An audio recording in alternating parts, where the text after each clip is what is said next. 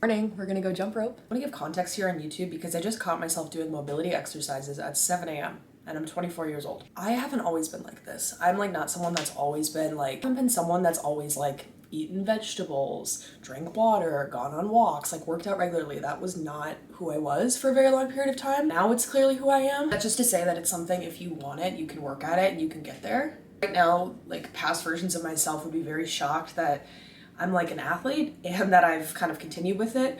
I've always been an athlete, but I didn't take it that seriously to the point of caring about like recovery and sleep and nutrition. When I was in high school, I was just like, go to volleyball practice, do the thing, finish. Here's what we're wearing, and we're gonna go jump rope. I've been feeling good jump roping, and it's week 2 still. Still reading my mobility book, and I'm actually gonna do some of the exercises. I haven't done them yet, so let's see what they look like. I feel like a mad professor, like reading a book about mobility right now. Okay, I have to do seated hamstring mobilization where I sit down and I put a foam roller underneath my leg. Okay, and then I'll just show. That's what I gotta do. Can we see it? Okay. In all honesty, this is an awful fucking workout and I have a really bad attitude and I can't shake it and I feel physically really off. So, jump rope for like half the time and I'm gonna do abs and something else and just like go on a walk because I'm like not coordinated. I feel like I'm gonna break my body, so I'm gonna listen to my body and like stop this. Okay, so I ended up actually doing the rest of my jump rope thing. You know, I'm able to tell if I'm like in injury pain or whatever, but this was just all me mentally not wanting to be here and I needed to check in. I'm like, this is the only time you're working out today. You love jump roping, you wanted to do this, it's a beautiful day, etc. I modified my workout a little bit. I allowed myself to take longer breaks. I wasn't as rigid on myself and like mad at myself if I missed a little skip. It's good to remember that your body's gonna show up in different ways every single day. It's, you know, marathon training. Some 10-mile runs are probably gonna feel good and some are gonna feel like dog shit. It's not to question like how I feel 99% of the time, which is good. So, proud of myself for mentally getting through that one. I felt like shit today. I felt like weak and everything, but yeah, happy Wednesday, I suppose. Bye.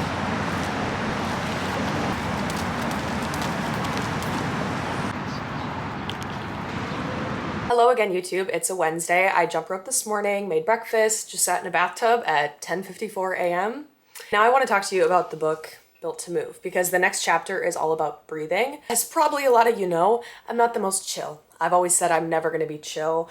I've tried meditation a million times, can't figure it out. I started to do like meditative walks. I can't like sit still, and that's something I need to work on. In the book, it talked about breath work, and obviously as a runner training for a marathon, you are building up your aerobic capacity, which is how efficiently your lungs use oxygen. Theory is the more you run, you are able to build up and endure longer distances, and that's eventually how you train to get ready for a marathon. When you're actually running, how are you breathing? When you're actually in the process of running, how are you breathing? Most of us look at our wrist-based watches and look at our heart rate. We kind of sense like, am I able to hold a conversation? Am I not? But in the book, it talks a lot about what you think about your breathing. That it kind of has to be this thing where, you know, when you like do this to your head and you pat your stomach, that's kind of what you have to do with intentional breath work when you are working out. And so when I was jump roping earlier today, when I hit points where I was like, holy shit, I don't have a minute to keep going, I tried to convince myself, like tell my brain that you're fine, you're not dying, you don't have to go in survival mode and like get all fight or flight with your breath. And so I tried to control my breath, to slow it down, to take deeper, more intentional breaths while I still was jumping at the same pace. And when you're marathon training, obviously we all are gonna hit a point where a run seems scary. It seems like I can't do it. It's an unknown, like I've never run that distance or I've never run that pace or something like that. And so you have to do a good job of communicating with your brain to be like, I got this, and communicate with your body. And one way you can do that is with breath work. My friend and mentor, Joe Holder, who I'm sure a lot of you know, he's created the system called Ocho System. It's his 8 principles of health and well-being. He's a Nike master trainer. He trains a lot of celebrities, models. He writes for GQ, a wellness column. He's amazing. Follow him on Instagram and socials and everything if you don't already. He also founded this thing called Exercise Snacks. His story yesterday that when you are running, you have to try to convince your brain that like this is a safe activity and try to really focus on intentional breath work. And so that's kind of the next thing I feel like I'm going to focus on in relation to marathon training on like the physical side, because I'm going to start increasing distances very slowly. I have all these easy runs on my plate. I don't have anything that is a scary run. Like I don't have any speed work or tempo or crazy distance or crazy pace. I'm going to tell myself like when I'm doing these easy runs that this is safe. Even have like 40 minutes versus 30 minutes, you can do those extra 10 minutes. If you have an extra mile, you can do that too, to just signal to my body and reinforce that. Because it's kind of cool, like the power of positive thinking, as they say, that what you say to yourself impacts a lot of like what you actually do. So the second chapter and second pillar of this book is all about breath work. So I'm going to try to finish that by the rest of the day, and I will keep you updated on how that goes with my running, which will be tomorrow. Thursday I'll have a run. Okay, that's it. Peace and love. Physical pain is actually your brain's perception of what's happening to your body. That signals interpreted or even noticed can vary dramatically. It's possible to interpret or change how your brain makes sense of what's happening in your body. Something can be wrong, but it doesn't always have to cause us extreme discomfort. Hi everyone, I just finished my third run of the week. I need to drink this, I'm very dehydrated. Did my 30 minutes of running, 10 minutes of ab, 10 minutes of stretching and breathing. I was trying to do nose breathing while I was running. Yeah, interesting. So I got to like chapter 4 of the mobility book yesterday. Then I went into the chapter on hip mobility. They kind of talk about hip mobilization as one of the main things that you should focus on if you were to only pick one of the 10 things that they suggest, because it's so critical for so many body things, and especially like remaining injury-free and pain-free. Chapter 4, it's, what time is it? It's 8:48 a.m. For breakfast, I have a little interview and then I'm gonna sit in a bath. Solid cake leave-in routine, but I wrote this down while I was on my run. I said, it's hard to believe in your ability to do something without glimpses into you actually doing it well. And then I wrote hope, blind faith, Even when I confirmed that I was running the marathon, I still wasn't confident in myself. I still didn't feel like I could do it physically just because I'd been in a lot of pain. So now I have glimpses into me running pain-free and feeling strong when I'm running and enjoying it. So I'm very excited for the marathon. I know the marathon isn't tomorrow, so even though my run today was like 3 miles, I know that I can build up to a marathon.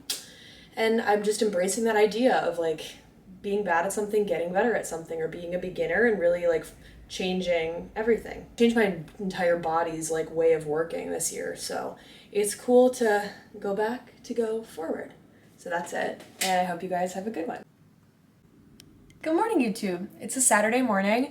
It's bright and early. It's 10 a.m. right now. I've been up since 6:30 and I decided to finish my book, Built to Move, at the 10 Pillars of Health and Wellness. And it's very interesting. Their chapter about nutrition told people to focus on consuming protein, which I feel like most people hear about in health and wellness. But the second thing was to consume at least 800 grams of fruits and vegetables in a day.